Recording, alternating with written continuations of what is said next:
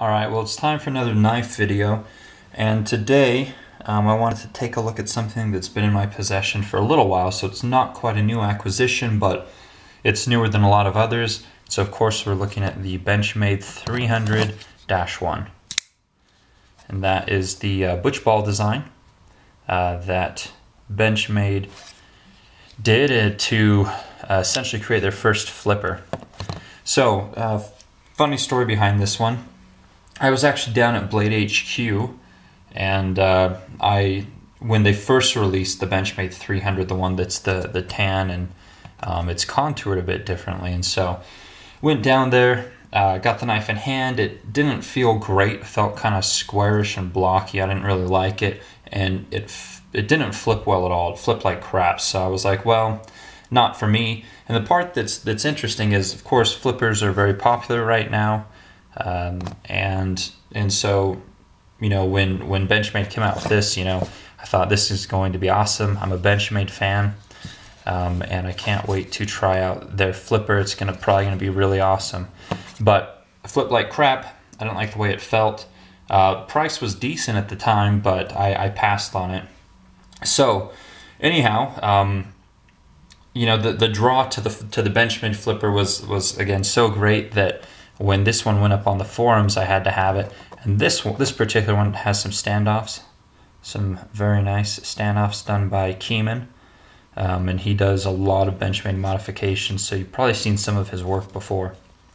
But anyhow, so ordered this one, got it, and at first it was the same thing. I'm like, you know what, I didn't like it the first time around, and I typically don't pick up knives a second time if I've already decided that I don't want it. But again, I wanted the flipper, I wanted to like it a lot, I love the access lock, and here it is.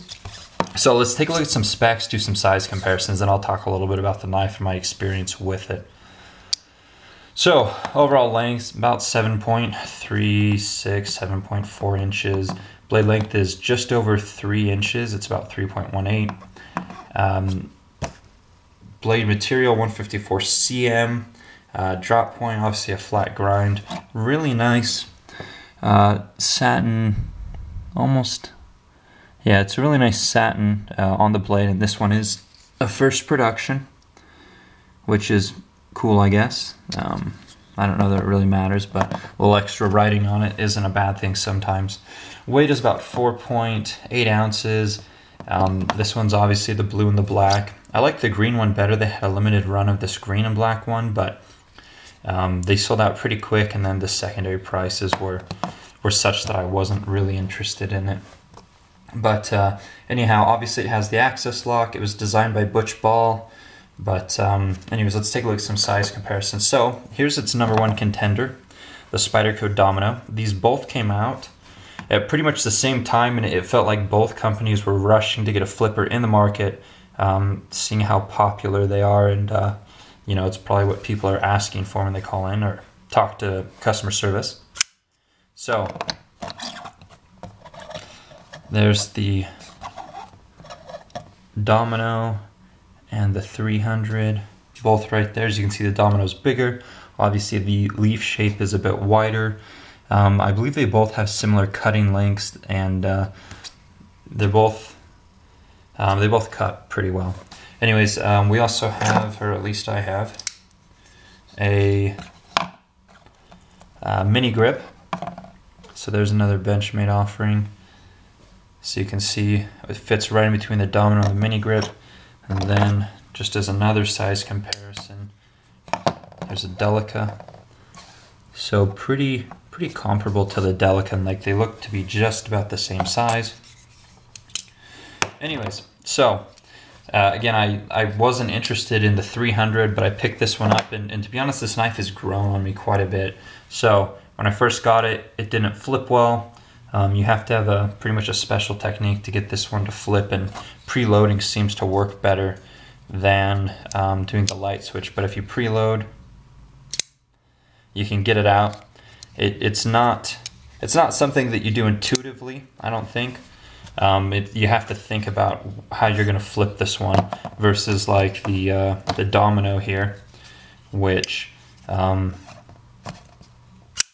flips out with authority. Excellent detent. Obviously the axis lock on this one doesn't allow you to get enough force behind the flipper to really flip it with authority, but if you do the preload it's fine, or if you light switch it really hard, then you can get it out too.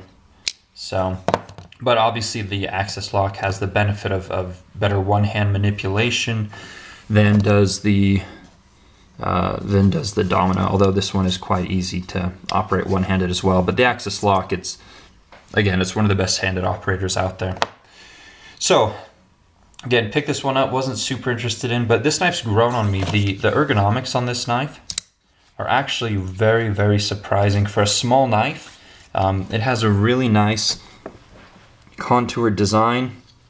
It just slips into the hand really well, and it's very comfortable. The jimping, it has very sharp edges, so if you just rest your hand on top you can't feel it, but if you dig into there your thumb's not going anywhere. And so the first week that I had this knife and I played with it, I got a new callus on my thumb.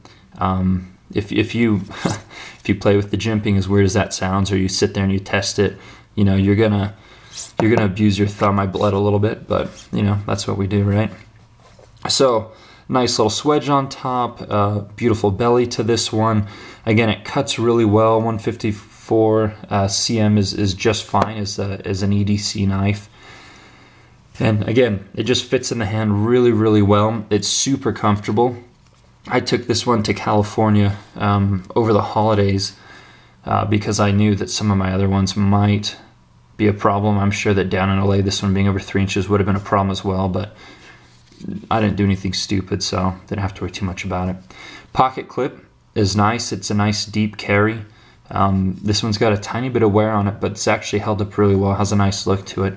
And the thing that's cool about this this handle is this black and blue is kind of a deviation from the majority of my knives, which are, you know, carbon fiber, carbon fiber. I've got another carbon fiber one off to the side. This one's custom, so this one's pretty weird, but yeah, I mean, it's conservative. It looks good. It's different from all the rest. My wife liked the mix up, being a non-carbon fiber knife. So let's talk about the value. So I've been a big Benchmade fan for a long time. Ever since I heard about Benchmade and I got my first one, I really liked them. But this last year at Christmas, they introduced the unilateral pricing policy, which basically meant that dealers were no longer able to offer the discount. And if dealers do, then they lose their Benchmade dealer license. So they're no longer able to order direct from Benchmade or sell under warranty or any of that stuff. So Benchmade really did screw the customer pretty good. They're not making any more money on their knives. They simply did not allow dealers to offer a discount. So dealers are still buying for the same price, as far as I've heard, but the price on all of their knives have gone up 25%. So this one, I think initially they were like 115, maybe 120. They're now, this particular model, if you go out and buy it today, is $153. No matter where you go. So the value initially was really, really high. You can live with the fact that it's not a great flipper. But now that it's $153, you're gonna have to wonder, maybe the Spyderco Domino is a better, value. Titanium, stainless steel lock insert, pocket clip has the same type of finish as this one. And this one flips. This one's designed to be an excellent flipper. It flips very, very well. Sometimes you can slip a little bit because there's no jimping here, but nonetheless, so the value proposition changed drastically on this knife. I mean, it's at $30 more and nothing's changed on it. This one fortunately did come centered, which has not been the case with some of my other Benchmades, and more importantly, it has a nice even bevel. And that's one thing that I've seen on quite a few Benchmades. It's very uneven grinds, and that drives me nuts. So the thumb stud deployment method works really well. And so the nice thing about this knife, or the thing that I really like about this knife, is even though it's a crappy flipper, it's a fantastic EDC knife. I mean, it really is. The size, the way that it fits in your hand, the way that it carries. You know, the weight, it's just, I think it's fantastic as an EDC knife. Probably one of the best ones I have, all things considered, just kind of all around. And again, you know, if you don't like the way that this thing flips, you can use the thumb studs. I mean, you don't have to use the flipper at all, and you can be perfectly happy with the knife. So, designed by Butch Ball, and I heard that this was designed initially as kind of a knife for soldiers. And if that is the case, then it would make sense, because if you think if you're, you know, out wherever you are with a 40-pound pack, you've got some gloves on, you need to pull out your knife, it might be difficult to get yourself on the thumb studs. It would probably be really difficult to pull back on the axis lock and do the wrist flick thing, which I'm having a little trouble doing under the camera, but you get the idea. But if you do have a flipper, even though it doesn't flip well, you know, you get it started and then a little wrist flick, and that would work fine if you were if you had some big heavy gloves on that prevented you from using maybe the thumb stud or disengaging the axis lock to wrist flick it. So if that is the case, if it was designed as a soldier's knife, then it makes sense. Then, you know, you can say that I understand the design behind the knife. Now, if this is Benchmade, if this was Benchmade's, you know, grasp at running to the flipper market just to get a flipper out there, and it wasn't designed with kind of the soldier role in use, then you can say that, yeah, it's a crappy flipper, but it's a great EDC. So kind of whatever category you want to put it in, you're going to have to really think about the value proposition on this one now. Is it worth $153, you know? You might still be able to find them on the secondary market for close to the price pre-discount or even less, but again, secondary market, as things go up in the primary market, they always fall in the secondary market. So anyways, I like this one. I've got the flipping method down pretty well. It's a fantastic EDC. It's a nice breakup in the color scheme. You know, it's probably different from a lot of your other knives. Feels fantastic. I probably already said that. And flipper tab does have a little bit of jimping, which helps. The jimping up here works really well when you dig into it. Really sharp. And yeah, I guess that's pretty much it.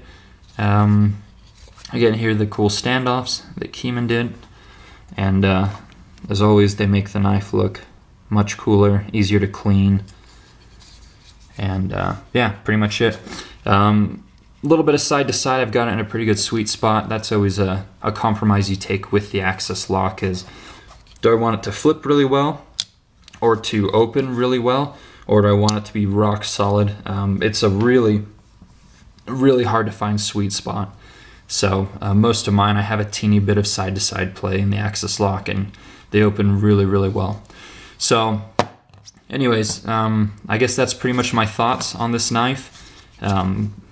Again, check it out. If you do have an authorized Benchmade dealer storefront local to you, you're going to pay, well, aside from tax, you're going to pretty much pay the same price that you get at the online dealers now. So you don't really have to ask yourself, should I take the cheaper price and just buy it online and try it there, or should I just go to the store? And yeah. So comments, questions, put them down below. And yeah, that's pretty much it. Have a good night.